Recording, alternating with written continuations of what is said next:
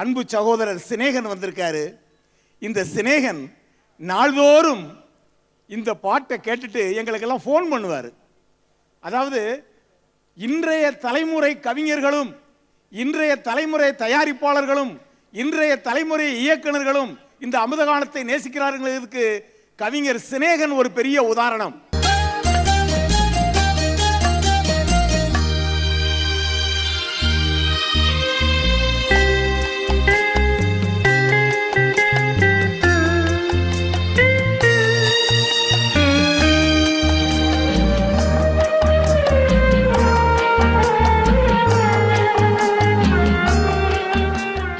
அவருக்கு பொன்னாடை பொருத்தும் போது இங்க மெய்யெல்லாம் சிலிர்க்குது. ஏன்னா அவர் எப்படி இன்னும் பல விஷயங்களில் எப்படிப்பட்டவர் என்பது எனக்கு தெரியும்.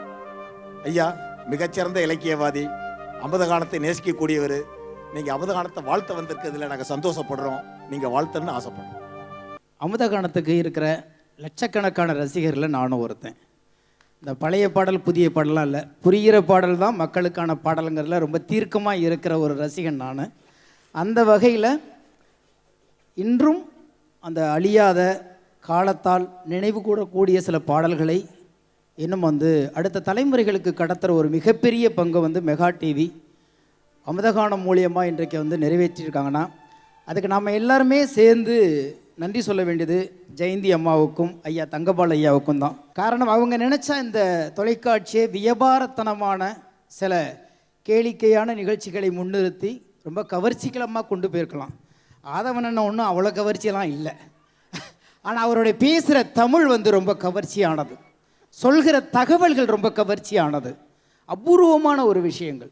எனக்கு ரொம்ப இவர் மேலே மரியாதை வந்ததுக்கு காரணமே எப்படி ஒரு ஒரு ஒரு பாடலுக்கு பின்னாடி இருக்கிற அந்த வரலாறை சொல்லும் பொழுது ரொம்ப அழுத்த திருத்தமாக ஏகனதான் சாதாரண சொல்லிட்டு அந்த காதலை வாங்கி இந்த காலத்தில் விட்டுடலாம்.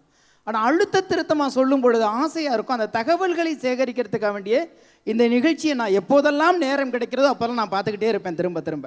காரணம், முன்னவர்கள் போன பாதைகளை பின்னவர்கள் தெரிந்து கொள்வது தான் மரபு என்பதில் நான் மறக்காத ஒரு ரசிகன் என்பதை இந்த அமுதகானம் தான் எனக்கு நினைவுபடுத்தியிருக்குது. அதுக்கு மீண்டும் நாங்கள் நன்றி சொல்ல வேண்டியது ஜெயந்தி அம்மாவுக்கு தான். எப்போதுமே பெண்களுடைய நிர்வாகங்கிறது ரொம்ப ததும்பாமல் இருக்கும். நீங்கள் அழகாக இந்த நிகழ்ச்சியையும் இந்த சேனலையும் அழகாக கொண்டுட்டு போயிருக்கீங்க. அதுக்கு இந்த நிகழ்ச்சிக்காக திரையுலகத்துடைய சார்பாக உங்களுக்கு நாங்கள் நன்றி சொல்கிறோம். நீங்கள் நினச்சிருந்தா எத்தனையோ நிகழ்ச்சிகளை கொண்டு போகலாம். ஆனால் எப்படின்னா எப்போதுமே முன்னே நடக்க விட்டுட்டு சிங்கங்களை பின்னாடி பாதுகாப்பாக இருக்கிறது மாதிரி தங்கபால் ஐயா. எனக்கு அப்போ ரொம்ப சந்தோஷமாக இருக்கும். ஒரு பெண்கிட்ட ஒரு நிர்வாகத்தை கொடுத்துட்டு அவங்க செய்வாங்கங்கிற அந்த நம்பிக்கையில் அவர் உட்காந்துருக்காரு பார்த்தீங்களா, அதுதான் இந்த சேனலுடைய மிகப்பெரிய வெற்றியாக பார்க்குறேன். ரெண்டாவது, இந்த நிகழ்ச்சியில் அப்படியே பார்த்தோம்னா 24 மணி நேரம் தொடர்ந்து கேட்டுக்கிட்டே இருக்கலாம். அவ்வளோ அழகான பாடல்கள். எனக்கெல்லாம் ரொம்ப கவலை. நிறைய பேர் இங்கே சொன்னாங்க, ஐயா சொல்லும்போது கூட பழைய பாடல்கள் என்ன நாங்களும் எழுதணும். அப்போல்லாம் நான் போட்டி போடுற ஆளே இல்லை. நான் அந்த காலத்தில் பிறக்கலைன்னு வருத்தப்பட்டுக்கிட்டு இருக்கேன். புரிகிற மாதிரி ஒரு 10 பாட்டு எழுதிட்டு செத்து போயிருக்கலாமேலாம் எனக்கு ஆசை வந்திருக்கிறது. ஏன்னா 3000 பாடல்களை தாண்டி போனாலும் ஒரு 100 பாட்டை கூட நல்ல பாட்டுன்னு சொல்ல முடியாத அளவுக்கு தான் இன்றைக்கு திரையுலகம் ஓடிக்கொண்டே இருக்கிறது. ஏன்னா குகநாதன் அண்ணனுக்கு எழுதியிருக்கிறேன், நிறைய பேத்துக்கு எழுதியிருக்கிறேன். ஆனால் எல்லாரும் மனசில் வச்சுக்கோங்க, நாங்களாம் பழைய பாட்டை கேட்டு வளர்ந்த பிள்ளைகள். நாங்கள் அப்படி எழுதணும்னு தான் நாங்கள் ஆசைப்பட்டுருக்கோம். ஆனாலும் இன்னும் நம்பிக்கை இருக்கிறது, நம்பிக்கை மிச்சம் இருக்கிறது.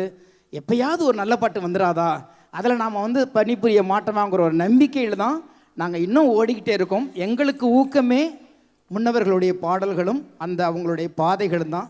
எனவே இந்த நிகழ்ச்சியை ரொம்ப பிரமாதமாக கொண்டுட்டு போயிருக்கீங்க.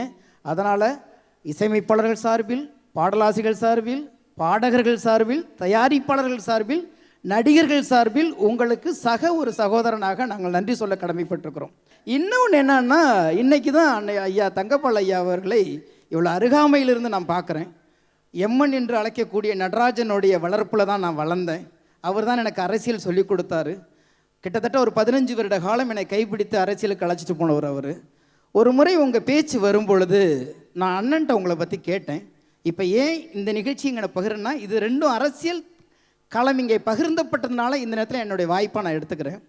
நான் இப்போ ஏதோ பேசும்போது சொன்னார், ரொம்ப அமைதியாகவே இருக்கார் தங்கபால் அண்ணன் எப்படி அப்படின்னு நான் அண்ணன்ட்ட கேட்குறேன். அவர் சொல்கிறாரு, ரொம்ப நியாயமாக இருக்கும்னு நினைப்பார்றா, ரொம்ப நியாயமாக இருக்கும்னு நினைப்பார்றா. அதனால தான் இரைச்சல்கள் மத்தியில் சில நேரத்தில் அவர் மேகம் மாதிரி மறைஞ்சு தெரிகிறாரு. இந்த வார்த்தையை நான் எழுதுகிற தமிழுக்கு பொதுவாக அண்ணன் சசிகலா நடராஜன் என்கின்ற எம்என் அவர்கள் எனக்கு சொன்னது, எவன் ஒருவன் நியாயமாக இருக்கிறானோ அவனுக்குத்தான் கோபம் வரும், அந்த கோபத்தை நாம் பாராட்ட வேண்டியிருக்கிறார். நிச்சயமாக உங்களை மாதிரி நல்லவர்கள் இருக்கிறதுனால தான் இன்னும் எங்கேயோ ஒரு ஓரத்தில் ஜனநாயகம் உயிரோடு இருந்து கொண்டிருக்கிறது. இந்த விஷயத்தை நாங்கள் இங்கே பதிவு பண்ண கடமைப்பட்டிருக்கேன். எம்என் அண்ணன் சார்பாக இந்த நேரத்தில் இப்படி ஒரு வாய்ப்பை கொடுத்ததுக்கு நன்றி.